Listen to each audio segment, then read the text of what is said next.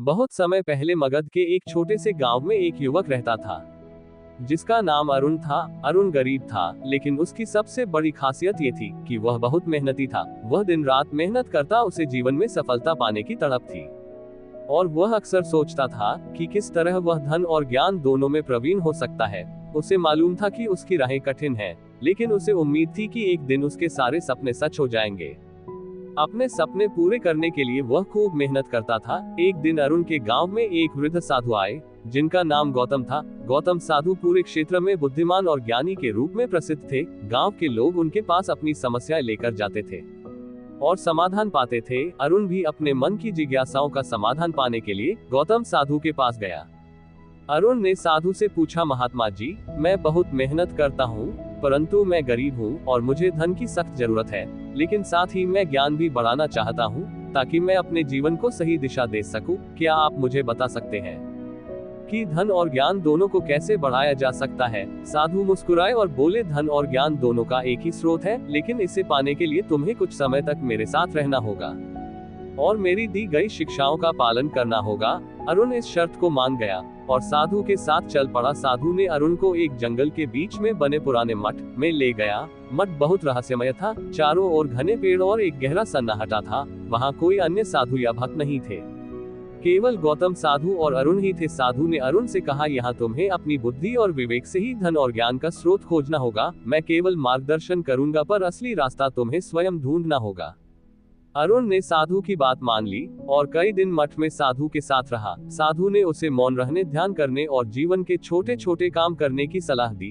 अरुण के मन में कई सवाल उठते थे, लेकिन साधु केवल उससे इतना कहा करते थे कि सभी उत्तर समय पर मिलेंगे।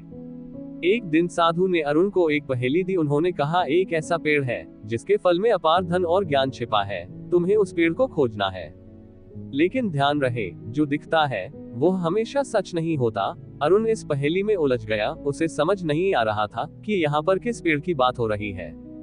अरुण ने कई दिनों तक जंगल में चारों ओर घने पेड़ और एक गहरा सन्नाटा होने के बावजूद अकेले पेड़ की तलाश की, जिस पेड़ के बारे में साधु ने कहा था, लेकिन उसके हाथों कुछ नहीं लगा। धीरे धीरे अरुण का धैर्य भी टूटने लगा। उसने सोचा कि कहीं साधु ने उसे धोखा तो नहीं दिया है। निराश होकर वह मठ वापस आया और साधु से कहने लगा, आपकी दी हुई पहेली ने मुझे भड़काया है। मुझे अब विश्वास नहीं हो रहा कि इस जंगल में ऐसा कोई पेड़ है। मैंने इतने बड़े जंगल में अकेले उस पेड़ की तलाश की, पर मुझे कुछ नहीं मिला। साधु ने फिर मुस्कुराते हुए कहा, जो तुम्हें दिखता है वह सच्चाई का केवल एक पहलू है। ध्यान से देखो, पेड़ की तलाश तुम्हारे अंदर है, बाहर नहीं। अरुण को धीरे धीरे महसूस हुआ कि धन और ज्ञान बाहर की चीजें नहीं है, वे हमारे विचारों, कर्मों और दृष्टिकोण में छिपे होते हैं। उसने ये भी समझा कि जो दिखता है वो हमेशा सच नहीं होता। इस संसार में सच्चा धन और ज्ञान वह है जो हमारे मन और आत्मा में होता है। अरुण की समझ में अब सब कुछ साफ हो गया था। उसने साधु से कहा, महात्मा जी, अब मैं समझ गया हूँ कि धन और ज्ञान की असली दौलत हमारी आंतरिक शांति, विवेक और सही कर्मों में छिपी होती है।